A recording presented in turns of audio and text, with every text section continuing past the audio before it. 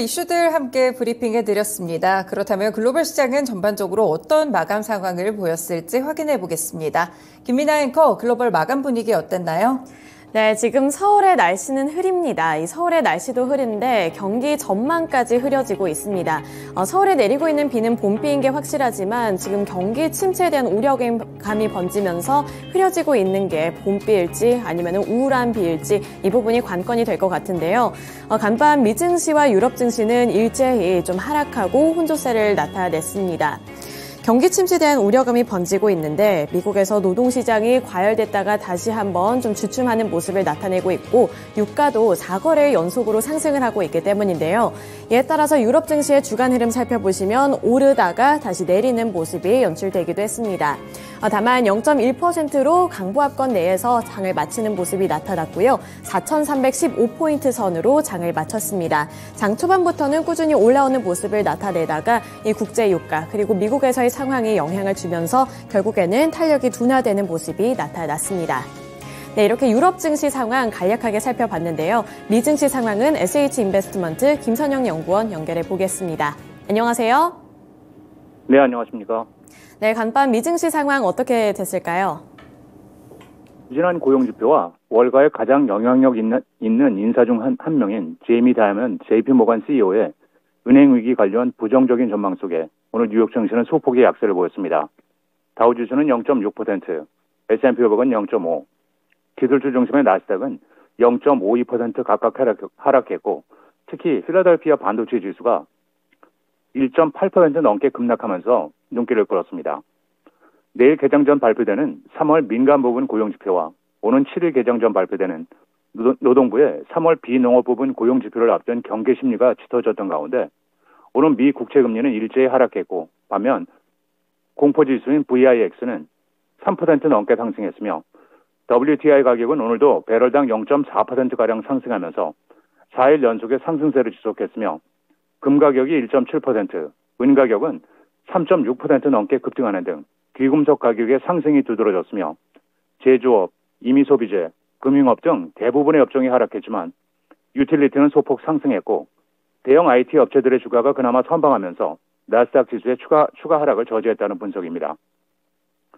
노동부의 2월 신규 일자리와 이직 조사 보고서인 졸트 리포트에 따르면 미국의 2월 일자리 수가 21개월 만에 처음으로 1,000만 개 아래인 990만 개로 하락한 점이 오늘 개장 초부터 시장의 부담으로 반영이 되었습니다.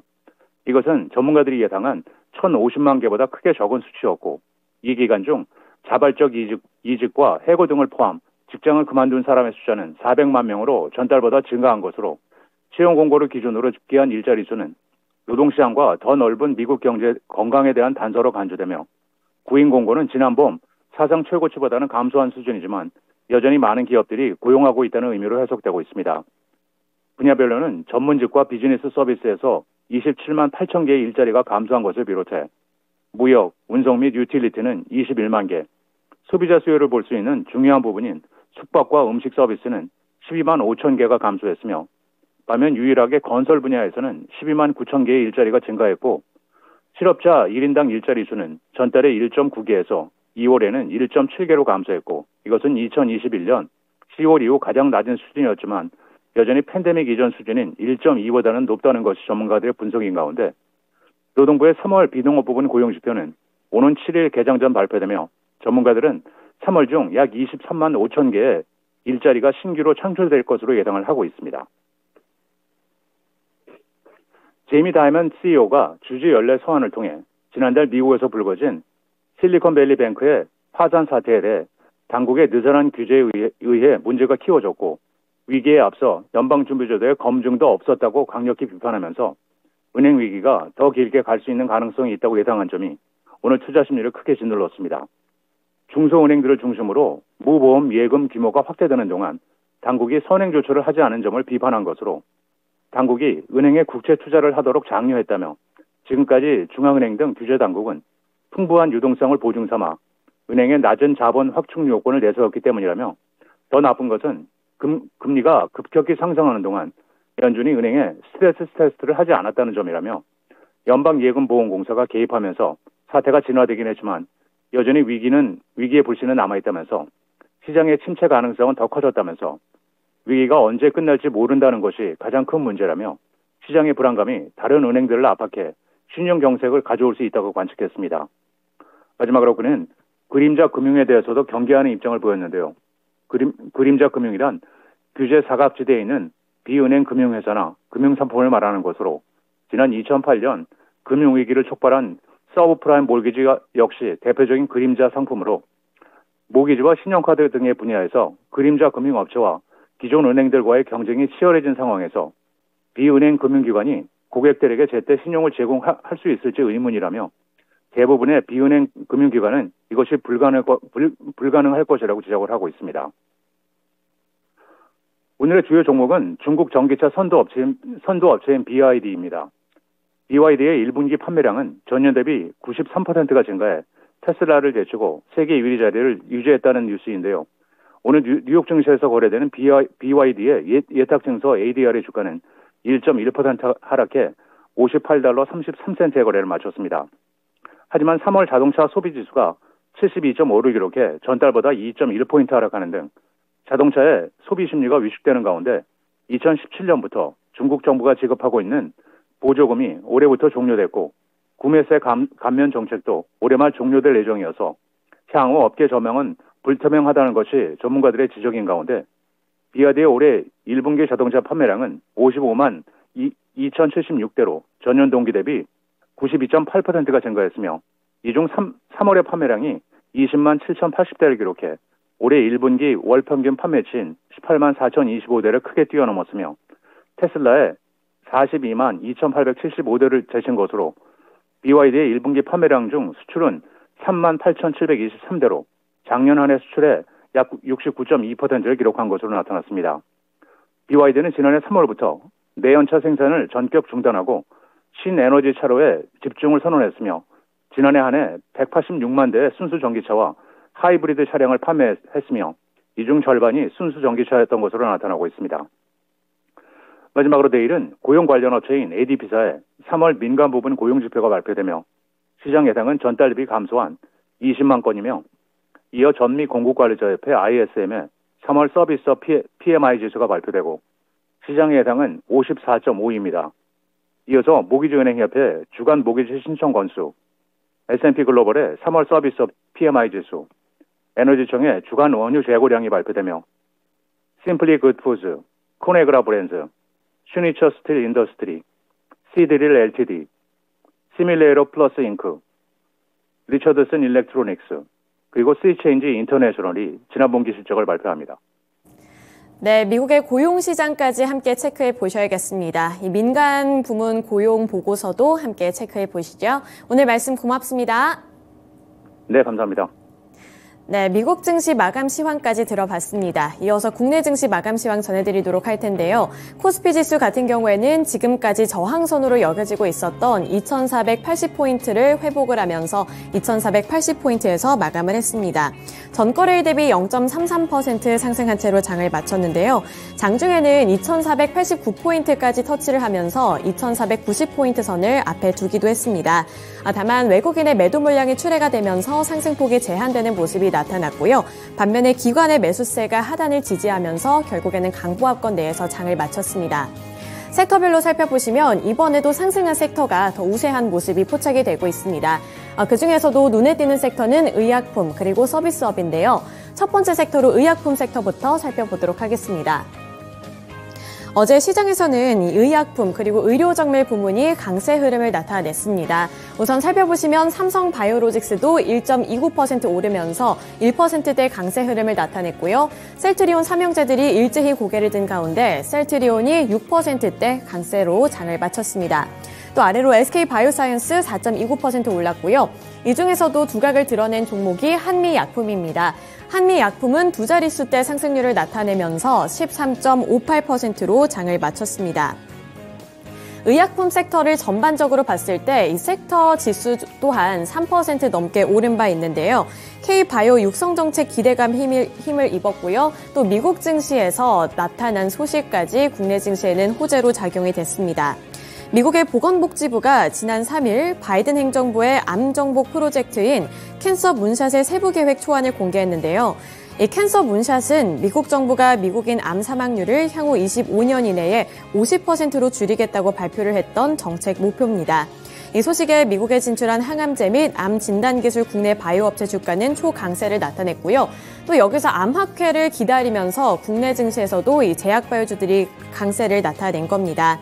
미국에서 진행되고 있는 암학회인 AACR을 앞두고 항암제를 개발하는 종목들이 관심을 받았는데요. 그중에서도 가장 두드러지는 종목은 바로 한미약품입니다. 한미약품 같은 경우에도 항암제로 관심을 받고 있기 때문에 이 기대감을 큰 폭으로 받았다고 볼 수 있고요.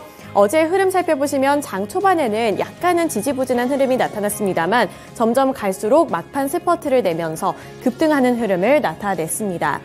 또 보시면 일주간은 13% 넘게 수익률을 달성하기도 한 종목입니다. 네, 의약품 섹터 다음으로 또 강세를 나타낸 섹터가 한 가지 더 있습니다. 바로 서비스 섹터인데요. 이 대형 플랫폼주들 네이버와 카카오도 일제히 빨간불을 켜낸 가운데 어제 시장에서는 게임 관련 종목들이 각광을 받았습니다. 우선 보시면 대표적으로 크래프톤이 3.61%로 이 대형주임에도 불구하고 3% 넘게 오르는 모습이 나타났고요. NC소프트도 4.05% 오르는 모습이 나타났습니다.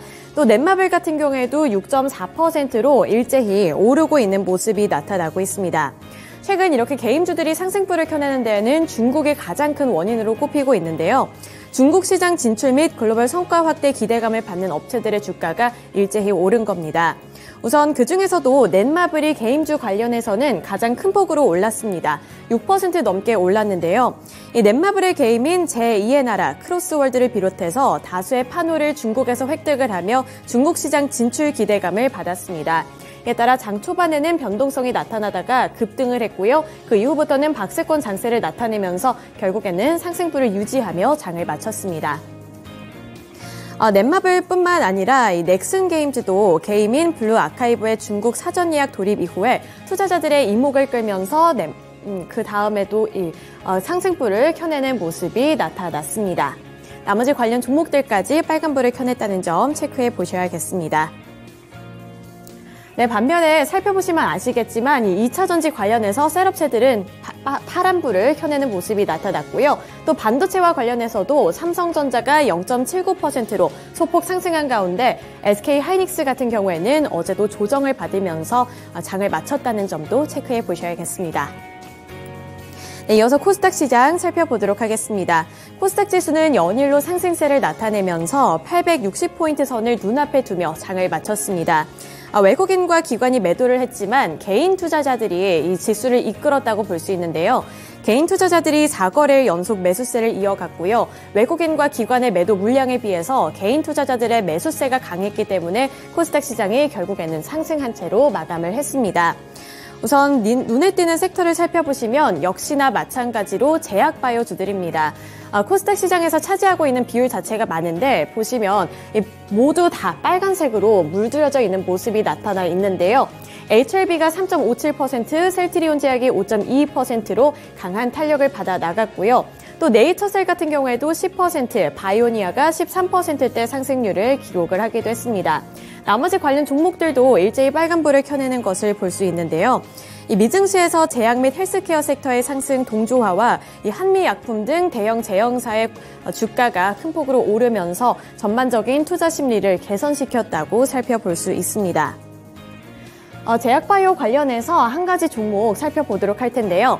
대표적으로 알테오젠이 두 자릿수대 상승률을 나타내며 강한 흐름을 나타냈습니다. 결국에는 17% 넘게 오르면서 46,000원의 종가를 형성해냈는데요.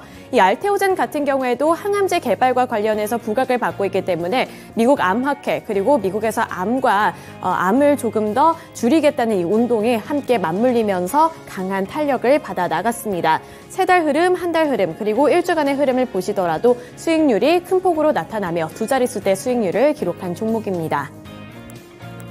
네, 그 다음으로 의료기기도 살펴보도록 하겠습니다. 의료기기 살펴보시면 마찬가지로 어제 또 탄력을 받아 나가는 모습이 나타났습니다. 의료기기 살펴보시면요. 어제 이제 정부에서 또 정책을 내놓는다는 소식이 호재로 작용이 된 겁니다. 정부가 국내 의료기기에 향후 5년 동안 민간과 정부가 이 R&D 투자 규모를 10조 원까지 확대하겠다고 나섰는데요. 보건복지부는 이런 내용을 포함한 제1차 의료기기 산업 육성 지원 5개년 종합계획을 4일에 발표를 했습니다. 이에 따라서 의료 정밀기기 살펴보실까요? 대표적으로 루트로닉 1.17%로 뷰티 기기임에도 불구하고 1% 넘게 올랐고요. 인터로조 같은 경우가 가장 큰 폭으로 오른 종목들 중에 한 가지입니다. 10% 넘는 상승률을 나타내면서 장 초반에 조금씩 상승폭을 키워나가다가 급등하는 흐름 나타내며 10.74% 오른 33,500원에 장을 마쳤습니다.